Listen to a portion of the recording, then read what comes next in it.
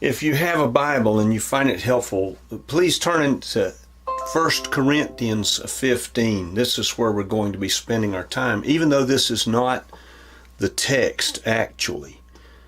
We're going to be spending our time there to really bring to a close the book of the Acts. So if you want to follow along and you find it helpful, you can turn to that. Now we're leaving what would really, if you wanted to name this book properly, it would be Luke's Acts of Apostolic People, or Luke's recording of the Acts of Apostolic People. We just call it Acts.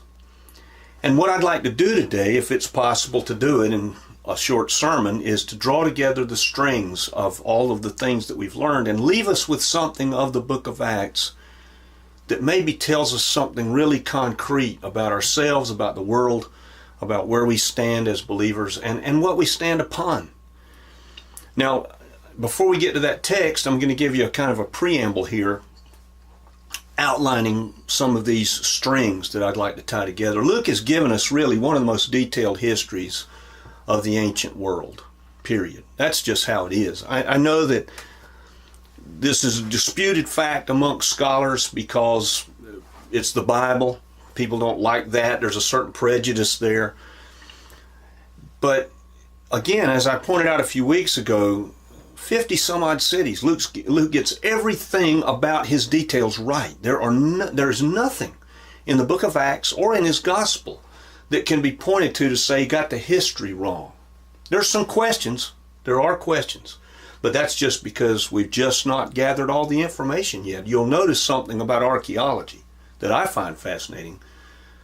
Whether it's Old Testament or New, every time something gets dug up, all it does is confirm what we have. And the archaeology just surrounding Luke's Gospels and Luke's Gospel and Luke Acts is amazing. It's amazing. But he writes in the book of the Acts really one of the most important books in the New Testament, because without Acts, we do not have a first person, I was there record of how the church began. We don't know how to we could piece it together. Now, don't get me wrong. We've got so much of the writers just prior to the Nicene Creed era, that first 300 years, we've got so many of them. Some of them who were in contact with apostles. We have their writings. So we could piece together a lot of how the early church began, but we would not have the record of Pentecost and going forward. We just wouldn't have it. We'd have to piece it all together by inference and conjecture from the other writings. The New Testament doesn't really begin until the book of Acts. Now, a lot of people, our Bibles, every Bible you go out and buy has the New Testament, last one Malachi, last prophet, and then Matthew. The New Testament, big page, usually setting the two parts apart. I understand why that's done. I'm not trying to pick at this. It's not a big deal. But really, the Gospels are not New Testament literature. They are what I would call intertestamental. The New Testamental literature starts at Acts chapter 2, when the Holy Spirit comes. That's really the birth of the church. Jesus appears in the book of the Acts, but only briefly. He appears headed back to heaven, for one thing, at his ascension. And then he appears to Paul on the road to Damascus. A couple of times when Paul is being imprisoned and threatened, Jesus appears to him. But Acts is a transitional book in that big way that it's just huge. We can't appreciate it from our standpoint because we don't live in that anymore. We live in the fullness of the church, but we weren't there when the Holy Spirit came. And when all of this was being written as we lived it, it wasn't being written in terms of a recording of things past. It was being written as they lived it. It was being formed with them involved in the formation. There's the transition of Jesus local. They're walking with him, the 12, and Jesus as the Holy Spirit in all of us who call his name. God is moving with a new way, and he's working with humanity in a new way as well. The entirety of the book, and I find this fascinating, and it's also, to me, very indicative of just the truth of the fact of the resurrection is that Luke's Acts takes the resurrection for granted. There's no place in the book where you see a defense for the resurrection, like you see in Paul's letter to Corinth. You don't see that. You just see it taken for granted all the way through the book. It moves forward with the narrative of the Acts of the Apostles as though the resurrection is not even a debatable issue. That's very significant to me. Now, it shows us a way of life that for us in this room is very foreign to us. We don't experience life like this. None of us in this room are itinerant evangelists. None of us are missionaries. So we've not been called upon to live in the way that the people in the book of the Acts, Paul specifically, Luke, Aristarchus, Barnabas, Peter, the others, in the way they're being sent out, Philip, we're not being called to live that way. But we live within the church, but we live with the church and these kinds of elements as something kind of distant to us. Because for us, church is just part of life. Here we are. We've all had experience of church, for most of us in this room, most of our adult lives. And so for us, it's so distant. Now, there are good things and bad things in that. There are good things and bad things. The good things show up because of centuries of Christianity. And I want to get to that in just a moment. There are negatives to this, though, however, and that is we don't know how to think outside of the Spirit of God living in us anymore. It's very hard for us to think that way.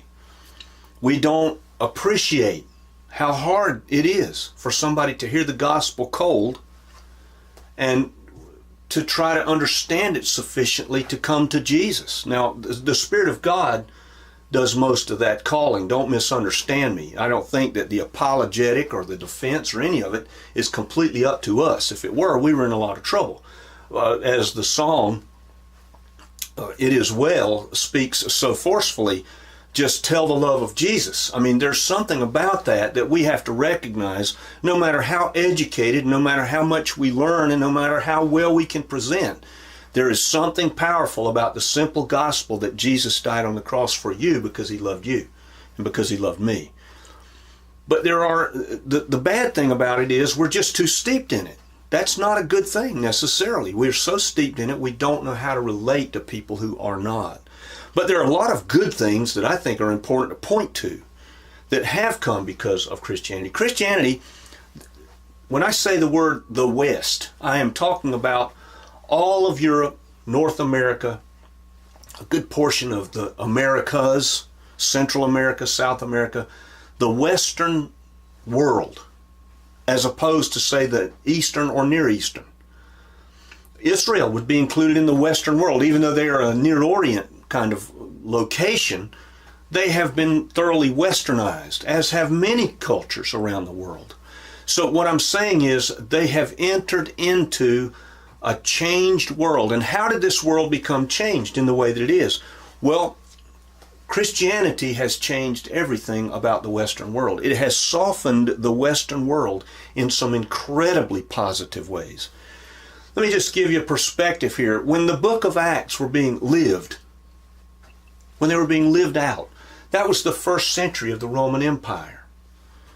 And at that time in history, in the first century of the Roman Empire, Ayn Rand, the writer of Atlas Shrugged, how many of you in here have ever heard of that or read that book? One. Well, Ayn Rand wrote a book wherein she displayed a kind of a philosophy that would have fit the Roman Empire perfectly. You are on your own. I am on my own. Don't look for any help. The machinery of government in the Roman Empire did not care about the individual at all. This is one of the reasons why when you see the travails of Paul and his companions as they travel, that at any point Paul was in incredible danger from the Roman governmental machinery. I mean, when they transported Paul, when he first got in trouble with the Romans on Antonia's castle's steps, at the steps of the temple, Antonia's castle right next door, the Romans came down and rescued him from the Jews But that rescue put him in danger of his life because, look, Rome didn't care about an individual. Some little Jewish guy down here, he's got a riot going. Well, let's just kill him. That solves the problem. And we can go back up to the barracks and Antonia's castle and hang out, eat a meal. We're done with that riot. It's over. We've taken care of it. We've made the Jews happy. We've gotten rid of this troublemaker. We don't have to worry. And nobody would have thought that a problem at all. Nobody would have thought that a problem.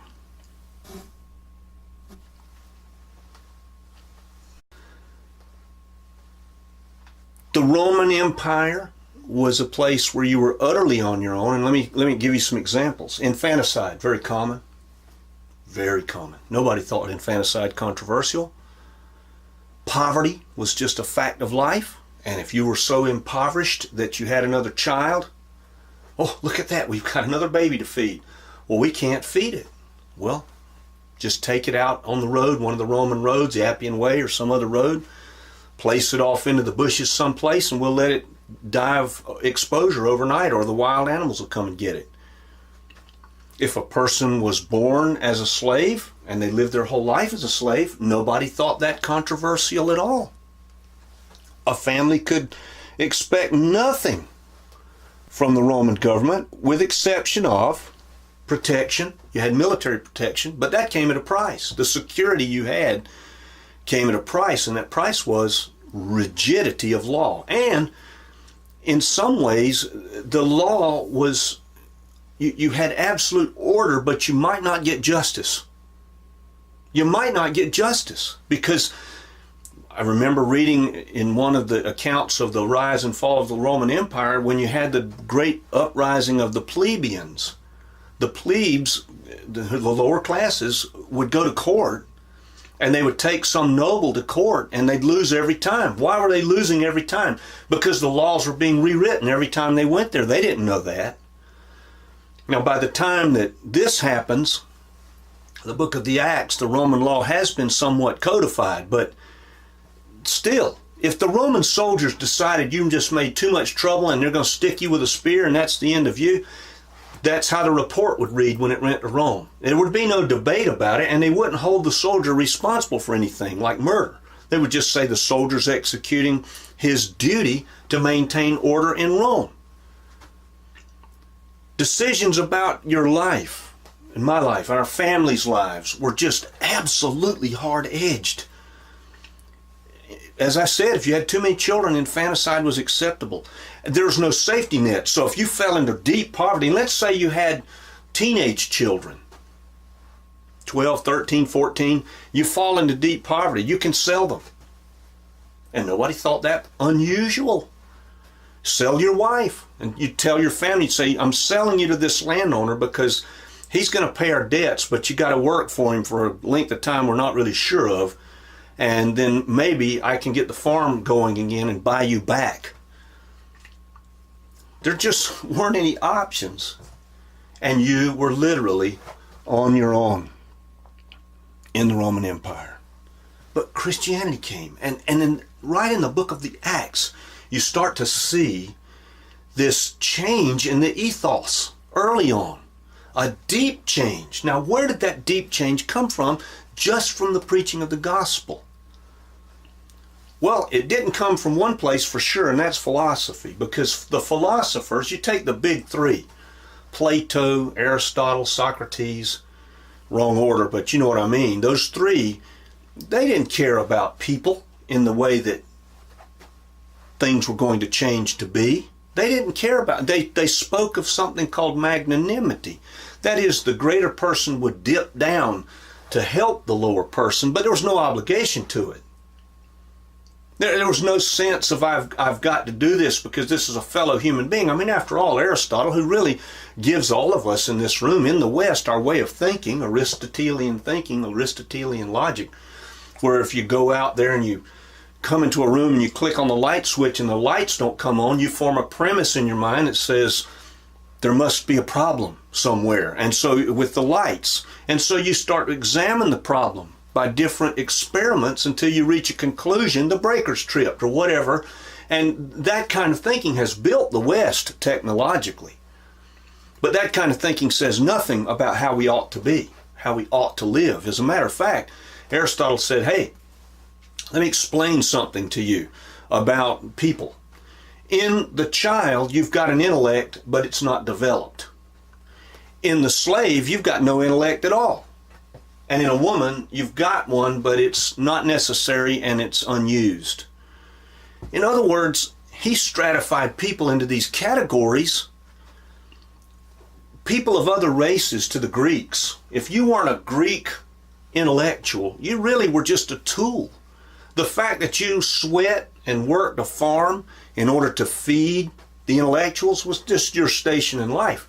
Didn't matter anything in terms of whether that was just or unjust or hard or not. Who cared? Nobody cared. This is what I'm saying. The Roman Empire, the Greco-Roman era, was one of you are on your own. Now, a lot of people today, they point back to the Epicurean philosophers, Seneca and Lucretius, especially Lucretius. And they point to Lucretius as the one who gives us a lot, and he was a smart guy. Don't misunderstand me. I mean, he saw in his mind's eye and his musings a lot of things that are absolutely the case that we know today. He saw that material objects were made of little tiny particles. I mean, he kind of saw that. It's pretty remarkable when you think about it. But Lucretius, as a student of Epicurus, he didn't give us any help whatsoever with regard to human conditions, because he believed, just as all of the philosophers believed, the condition you're in is the condition you're in. I don't owe you anything, and the best thing you can find in life is the peaceful contemplation of your world, where you keep your mind at rest. Well, that's great if you're wealthy and you've got a villa or you've got a nice living or you're able to take care of yourself in a comfortable fashion. But if you're some laborer or some slave, you don't have any of those things. And so that life of contemplation is not even open to you. The Greeks didn't care about that. That didn't matter to them. So no help from the Greek philosophers. Humanity cannot answer for itself no matter how intelligent the person is. And I'm sorry that I get kind of foamed up about this, but this is important. We have a basic human problem, and there's no philosopher that answers this, period. And that is death. That is the basic human problem. You know what Lucretius' answer is for death? So what? Potting soil, you weren't here, you're here, and now you're going to be potting soil. Who cares? Doesn't make any difference at all. And yet, that is the common thread for every human being that has been, will be, or is that we are going to die. Every human being is going to die. The philosophers are not going to help us with that, because each of us will face it alone. We will face it alone. Jesus comes and he teaches us how to face it in a new way. A new way. Let me just give you a window into this. The first thing I want to do is read the text that we were speaking of. It's 1 Corinthians 15, verse 53, and I'll start there. For the perishable, must clothe itself with the imperishable, and the mortal with immortality. When the perishable has been clothed with the imperishable, and the mortal with immortality, then the saying that is written will come true. Death has been swallowed up in victory. Where, O death, is your victory? Where, O death, is your sting? The sting of death is sin. The power of sin is in the law. But thanks be to God, he gives us victory through our Lord Jesus Christ. What the coming of Jesus does, that changes everything. It changes the ethos. Go anywhere in the world today and tell me that you can find the nihilist hospital anywhere. It's not there. Why are all the hospitals named Saint this and the orphanages named Saint that? St. Jude's Hospital, Saint this. Every bit of the Baptist hospital over in Jacksonville, St. Vincent's. Why? Because the Christians brought something. Jesus brought us something brand new, and it flows from one central truth. You know what that truth is? He died for you, and he died for me. You You see, this is what caused the problems in the early church. This is what caused the problems. Why did they have all the trouble in Corinth between men and women? Because the women woke up to the fact that, wow, Jesus died for me. That means I'm the same in God's sight as a man. Martin Luther King, his whole ministry on the earth was built upon the one truth: we are all equal before the Lord, therefore we are all equal. That's where you locate human equality. What makes us equal? Am I equal to Shaquille O'Neal? He's 7 feet tall, about 280 pounds, all muscle. I'm not equal to him. You can't use size. You can't use the fact of anything about us that makes us equal. What makes us equal? What makes the person who is debilitated in some way equal in their worth to the person who's the star athlete? The fact that Jesus died for the person who's debilitated, just like he died for the person who's the star athlete, just like he died for the president, the king, or anybody else. It changes everything. And you know why it changes it? Because Jesus gave us a new way to look at living. Prior to Jesus, everybody looked at death through life. I'm living, death is coming, but I don't want it. But I know I have to. But I'm not going to think about it. I'm going to push it off. And I'm going to find some ways to explain death that make me feel better. Jesus comes and he teaches us how to look at life through death. That is so different. That is so different. And he gives us this simple truth that all we've got to do is come to him, confess our sin, believe that he died for us and that he rose from the dead, and ask him to take over our lives, and he will. That's all we have to do. And it altered ethics forever, because now each human being has infinite worth. One of the worst things you can do in our culture today is treat people as unequal. Why? Because of Jesus. And you know, the people that are standing back today throwing rocks at Christianity, they are throwing it from the platform of what Christianity, what Jesus has given them. They wouldn't be able to do it. That's the whole meaning of the 99 sheep and the one that's lost. Jesus leaves the 99 and goes after the one. This is the legacy of the book of Acts. The complete alteration of all of the earthly ethos that existed when the book of the Acts was taking place forever. It didn't happen overnight. It took centuries. But now evil has a foil. And the reason it took centuries is this. Psalm 119. Your word is a lamp to my feet and a light to my path. Proverbs, Psalm 18, you will light my lamp, Yahweh, my God, and light up my darkness. You know why that text means so much to this that we have talked about today? Because of what the lamp was when those things were written. It was a little container, little bowl, with a little oil in it and a little wick sticking out of it. We're used to thinking about this in terms of car headlights and flashlights. They didn't have that. Flashlight shines out 200 feet down the path. Car lights go down a quarter of a mile. That's what we're used to. They weren't used to that. They were used to that little lamp. And let me tell you, when you were out on the Appian Way in the dark, there were no street lights. And all you had was the little oil lamp. It only lit the path for just a few steps in front of you, at your feet. That's the message of the book of Acts. They went out. They followed Jesus bit by bit by bit by bit by bit, because they didn't have that long-range view. God was a lamp to their feet, but only for a little way. They followed in faith. That is the message of the book of Acts. Go to Jerusalem and wait, and when you wait there, I'll come in power. Go, Paul, to the Gentiles. And Paul was led along and along. The whole book is a record of Paul's being led that way. It's the same for you and me. He gives us the lamp, it only lights a little way. And we're told to just follow him. And Jesus has done so much. The gospel has done so much. The book of the Acts gives us the record of the beginning of it, where it has literally changed the world. I don't know where everybody is today, but if I've said anything about which you've got a question, you want to pray with me, talk with me about this church,